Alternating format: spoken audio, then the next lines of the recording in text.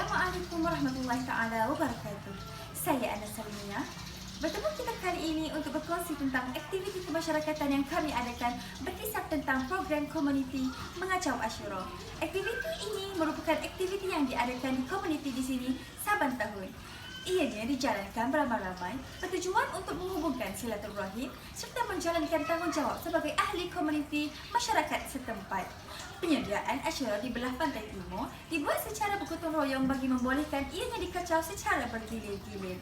Sama-sama kita saksikan bagaimana berjalannya aktiviti mengacau Ashura di Kampung Au Telong Pacok. Kami memulakan perjalanan ke Pacok pada hari Jumaat di sebelah pagi. Suasana sangat tenang di sepanjang jalan. Kami menikmati panorama sawah yang menghijau dan udaranya yang segar. Kami singgah membeli bahan-bahan yang diperlukan dan perlu memastikannya lengkap untuk persediaan rempah di sebelah malam. Bahan kisar iaitu bawang merah, bawang putih, serai, halia, lengkuas disatukan dengan 3 kilo santan.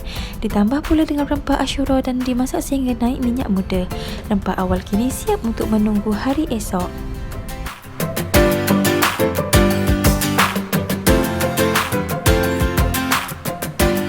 Mula jam 8 pagi, proses mengacau Ashura dimemerlukan mengikut jadual yang dirancang. Ashura mula mengeluarkan bau yang harum dan rempahnya yang segar buatan orang tempatan Kelantan. Sekarang ni aktiviti sedang mengacau surau ini dilakukan beramai-ramai. Iya. Kita buat ramai-ramai lah. Ya. Oh. Berapa masa diperuntukkan untuk setiap orang? Sehari Setiap juga. orang mengacau surau ni berapa minit? Ada kita pakat-pakat gitu. Kita pakat-pakat. Oh. Okey. Beginilah keadaan sekarang ini. Kita mengamalkan perjalanan sosial COVID-19. Di dalam kita melaksanakan program khidmat masyarakat. Golongan muda akan bergilir-gilir mengacau Ashura. Bila sepakat, ianya membawa berkat. Kerja berat juga akan menjadi ringan.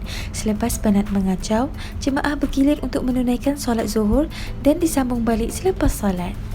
Saya juga bersama-sama mengacau Ashura. Golongan tua menurunkan petua resepi kepada golongan muda supaya aktiviti ini tidak ditelan zaman. Beginilah kasih sayang yang ingin dipupuk antara golongan tua dan muda.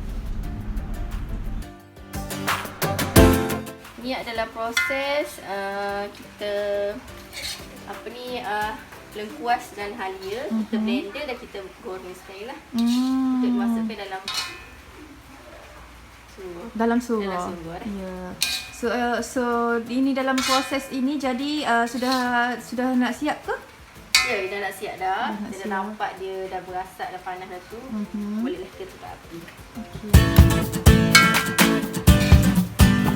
Ini pula adalah proses meracik daging dan ianya antara proses yang panjang bergantung kepada kehalusan daging yang kita inginkan. Okey, sekarang ini adalah proses mencari daging yang dilakukan oleh Fairuz bersama dengan Aida. Fairuz, boleh ceritakan sikit berapa kilo daging untuk melakukan surau sebesar satu kuali, satu kawah? Daging kita beli sebanyak 8 kilo. Dan sekarang ni kita tengah mencari-cari kecil-kecil lah untuk dimasukkan dalam surau supaya senang untuk dimakan. Daging ni sebelum kita macam ni kita rebus dulu lah semalam, serta proses untuk bawang semua tu lah. Semua kita telah buat semalam, dah hari ni hanya kita kacau surau lah.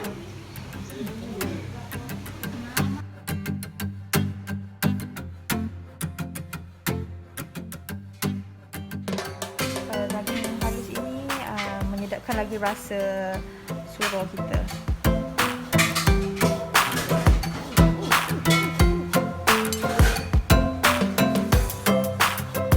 Proses meracik daging ini memerlukan masa yang panjang dan kerjasama. Ia antara proses yang kami suka kerana boleh berborak dan bergurau sepanjang meracik daging. Ianya sangat membantu dalam memupuk rasa kecintaan dan kebersamaan dalam diri kami terhadap komuniti.